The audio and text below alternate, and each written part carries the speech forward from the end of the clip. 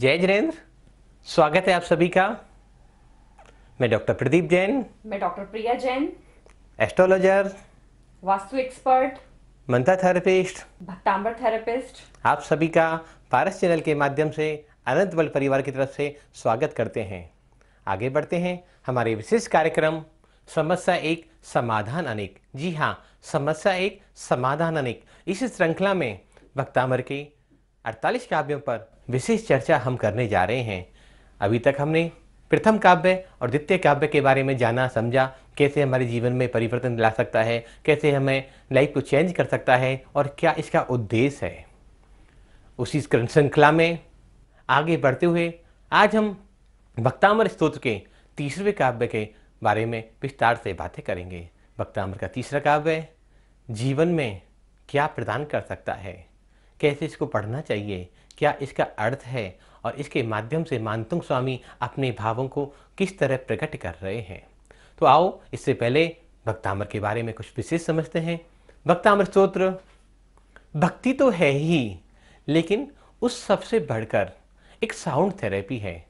अगर इसका सही उच्चारण किया जाए, सही अर्थ को समझ लिया जाए, इसकी वाइब्रेशंस को पकड़ लिया जाए या सबने शरीर में अपने उच्चारण के माध्यम से उन वाइब्रेशंस को पैदा कर दिया जाए, तो निश्चित ये तरंगें हमारे जीवन में एक पॉजिटिव बदलाव ला सकती हैं, एक सकारात्मक परिणाम ला सकती हैं। जरूरत है हमें सही बोलने की, शुद्ध उच्चारण करने की, और उससे ज़्यादा हम साउंड पूर्वक जब इसको बोलते हैं तो ये हमारे जीवन में विशेष कार्य को सिद्ध कर सकते हैं। मैंने अपने 12 वर्षों के इस कार्यकाल में बहुत सारी थेरेपियों को सीखा, जाना। रेकी हीलिंग हो, प्राणिक हीलिंग हो, मैग्नीफाइड हीलिंग हो, क्रिस्टल हीलिंग हो, थीटा हीलिंग हो, अन्य अन्य बहुत सारी हीलिंग जो विदेशों से आकर हमने उनको एडॉप्ट किया।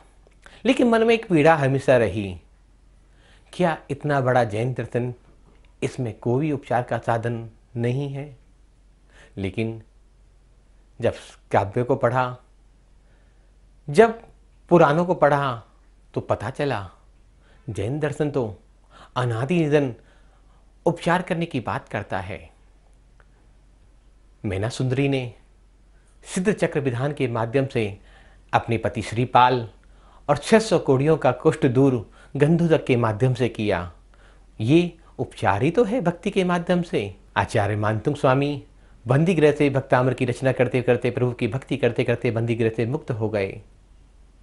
आचार्य वादिराज मुनि राज जब एक ही भाव स्तोत्र की रचना कर रहे थे, तो वो कहते हैं कि आचार्य वादिराज मुनिराज एक ही भाव स्तोत्र को पढ़ते जा रहे थे, रचना करते जा रहे थे, और उनका जो कुष्ठ था, गलित कुष्ठ था, वो झड़ता जा रहा था। इससे ज़्यादा उदाहरण और संसार में, इस जैन दर्शन में अध्यात्म चिकित्सा के बारे में क्या दें। पूरे शास्त्र भरे पड़े हैं कि किसने कब इन काव्यों का, इन मंत्रों का उपयोग किया और वो उन पीड़ाओं से मुक्त हो गए। किसने कब इन काव्यों का, मंत्रों का, इन स्तोत्रों का उपयोग किया और वे अपनी पीड़ाओं से मुक्त हो गए।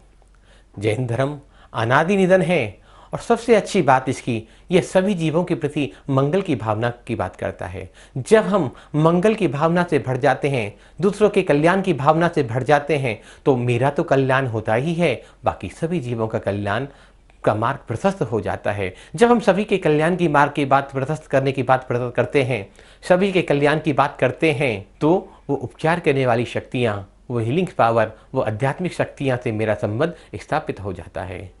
तो आओ आज बात करते हैं भक्तामर के तीसरे काव्य की। तो डॉक्टर प्रियाजन आपको इसका उच्चारण और अर्थ बताएंगे, फिर आगे की बातें। भक्तांबर स्तोत्र का तीसरा नंबर काव्य। बुद्ध्या वीणापि विभूतार्चित पादपीठस् स्तोतुं समुदत मतिर्वृगत तपोहम् बालं विहाय जल संस्थित मिन्दुबिम्बः मन्यकैच्छति जना सहसा ग्रहीतुम्। एक बार सब मेरे साथ दोबारा चैंट करेंगे। बुद्ध्या वीणापि विभूतार्चित पादपीठस् स्तोतुं समुदत मतिर्वृगत वृगत तपोहम बालं विहाय जल संस्थित मिन्दुबिम्बः मन्यः कईचति जना सहसा ग्रहीतुम्। बुद्ध्या, द के नीचे क्या बना हुआ है? ध भी है। बुद्ध्या, बुद्ध्या विनापि, प पर भी छोटे की मात्रा है, व पर भी छोटे की मात्रा है, तो उसको हम लंबा नहीं लेंगे। विबुधार्चित, विबुधार्चित पादपीठ। स्तोतुन, त के ऊपर बिंदु है और बाद में क्या है? स है, तो उसको हम बिंदु को क्या पढ़ेंगे यहाँ पर? न। स्तोतुन समुदत मतिर वृगत तपोहम। बालम, ल के ऊपर बिंदी और बाद में क्या है? व है।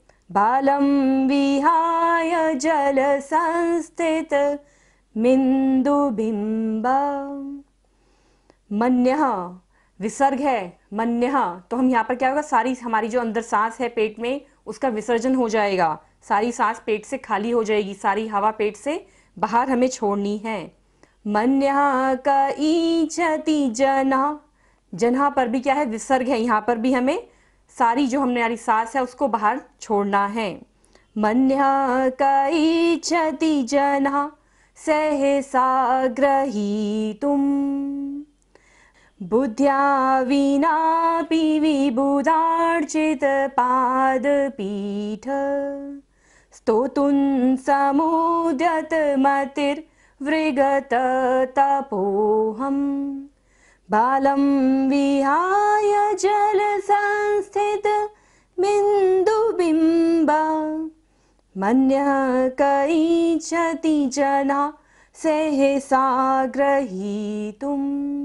तो ये है भक्तामृत स्रोत का तीसरा नंबर काव्य। क्या काम आता है ये तीसरा नंबर काव्य भक्तामृत स्रोत का? हमारी आंखों की रोशनी में कहीं भी कोई दिक्कत आ रही हो, आपको सही से दिखाई नहीं दे रहा हो, डॉक्टर्स ने बोला हो कि आपकी नर्व्स में ब्लॉक हो गई है, डॉक्टर्स ने आपको बोला हो कि आंखों में बहुत ज़्यादा प्रॉब्लम चल रही है, आंखों से आपके पानी बहता है, आंखों का जो आपका चश्मा लगा हुआ है उसका नंबर बढ़ गया है, किसी भी तरह की आंखों की कोई प्रॉब्लम हो, सफ़ेद मोतियाबिंद, काला मोतियाबिंद, सभी तरह की समस्याओं में आंखों से रिलेटेड ये काव्य आपकी आंखों की रोशनी को बढ़ाने में मदद करेगा और आपकी आंखों संबंधित जो भी परेशानियां हैं उनको दूर करेगा। तो अब हम हर एक शब्द का अर्थ समझते हैं। बुद्ध्या विनापि, बुद्धिहीन होने पर भी, बुद्ध्या विनापि, बुद्धिहीन होने पर भी मतलब बुद्धि का कम उपयोग करने पर भी।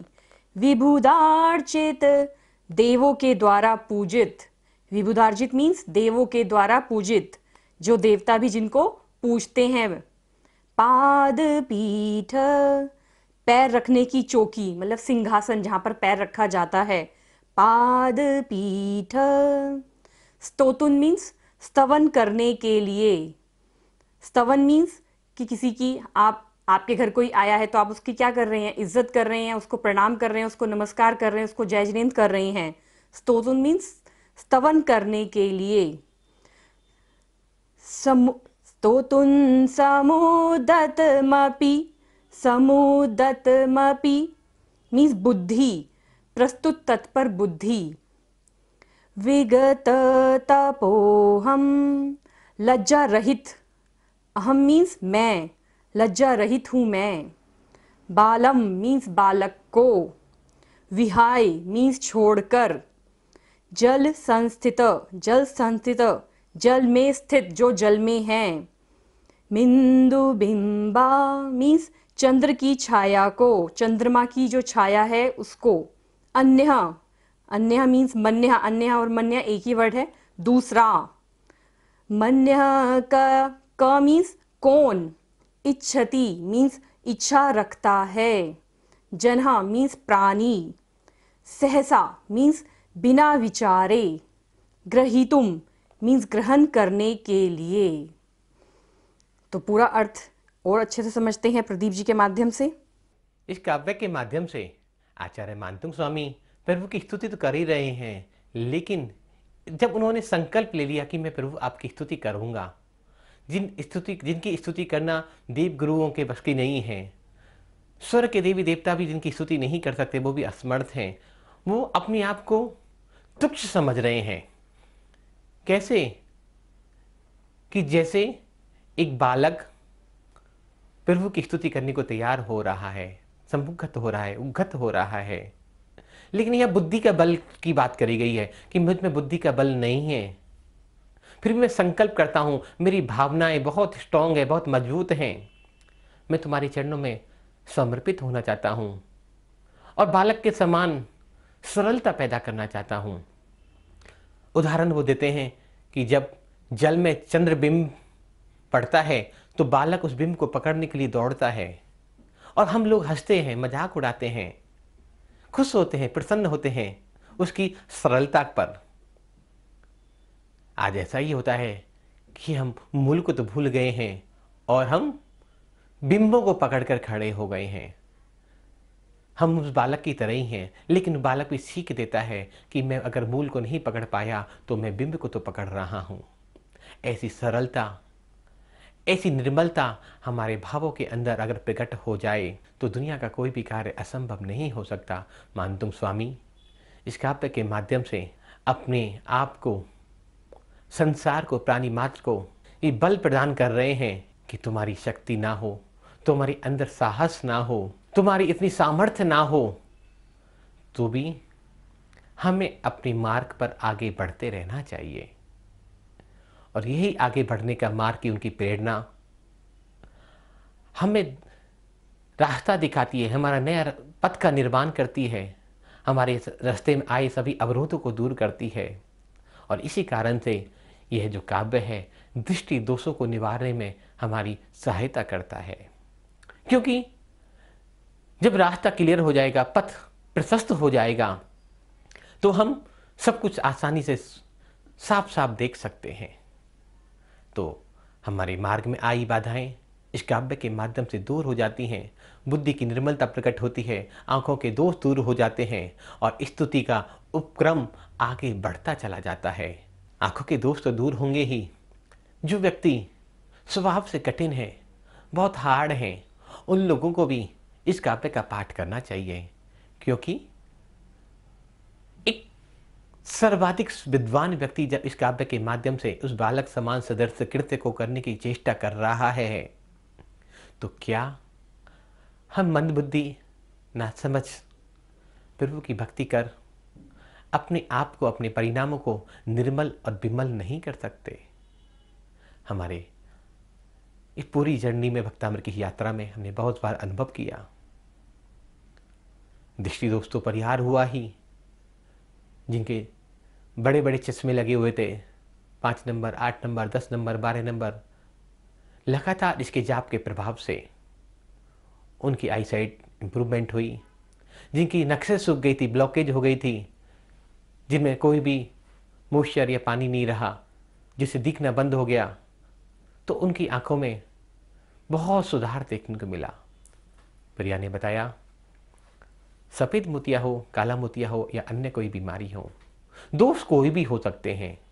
यह विशालता की बात करी गई है कि ये काव्य हमारे पथ को प्रशस्त करता है, राह दिखाता है, तो दृष्टि दोष अपने आप दूर हो जाते हैं।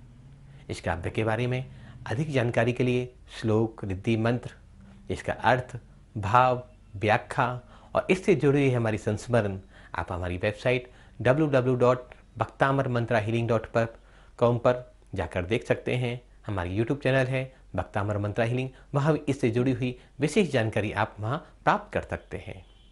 एक और आग्रह और अनुग्रह आप सभी से, जब भी आप भक्तामर पढ़ें, जब भी भक्तामर का उच्चारण करें, तो बिना किताब लिए, बिना पुस्तक लिए आप भक्तामर कभी भी नहीं पढ़ें, क्योंकि छोटे छोटे विसर्ग, मात्राएं, ना, हलंत, संधियाँ इतनी सारी हैं कि हम बिना किताब की सहायता के, बिना पुस्तक की सहायता के जब हम भक्तामृत स्तोत्र पढ़ते हैं तो गलतियां होना स्वाभाविक हो जाता है।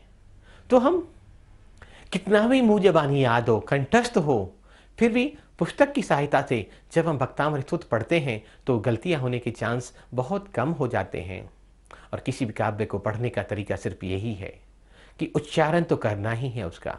बिना उच्चारण किए हम इसके जो फायदे हैं, जो इसकी साउंड थेरेपी के सिद्धांत हैं, जो ध्वनि विज्ञान के इसके सिद्धांत हैं, उनको फायदा हमें पूरी तरह से नहीं मिल पाएगा। भक्ति तो हम कर सकते हैं मौन रहकर, मौन पढ़कर, मन में पढ़कर, लेकिन जो इस भक्तामृत स्रोत के एक काव्य में जो 56 बीजाक्षर हैं, इन 56 बीजाक्षरों के माध्यम से हमारी शरीर में जो वाइब्रेशन, जो तरंगें उत्पन्न हो रही हैं, जिन तरंगों के माध्यम से हमारी आत्मा में शुचिता और निर्मलता बढ़ रही है, हमारे शारीरिक अशुद्धि दूर हो रही है, हमारे परिणाम विमल हो रहे हैं, वो परिणाम अगर हम साइलेंट पूर्वक पढ़ते हैं तो इतने विमल नहीं हो पाते।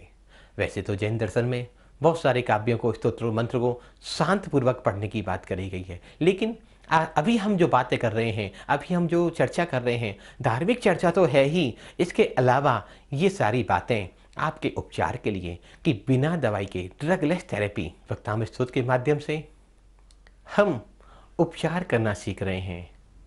मैंने बताया आप सभी को कि मैंने और प्रिया ने, हमने बहुत सारे 10 सालों में बहुत सारी थेरेपी को सीखा, समझा, जाना, लेकिन बात यह है कि जैन दर्शन से बढ़कर संसार में कोई भी विज्ञान नहीं है। तो हम इस काव्य के माध्यम से अगर अपने जीवन में, अपने परिवार के जीवन में सुख, शांति, समृद्धि, पॉजिटिविटी अगर पैदा कर सकते हैं तो इससे बढ़कर सुंदर प्रयास हम सभी का और क्या होगा। हम सभी को सामूहिक प्रयास करना होगा। हम सभी को संसार के कोने तक, संसार के प्रत्येक व्यक्ति का, प्रत्येक जीव तक, प्रत्येक आत्मा तक इन काव्यों को, हृदय मंत्र को, इनके भावों को पहुंचाना होगा।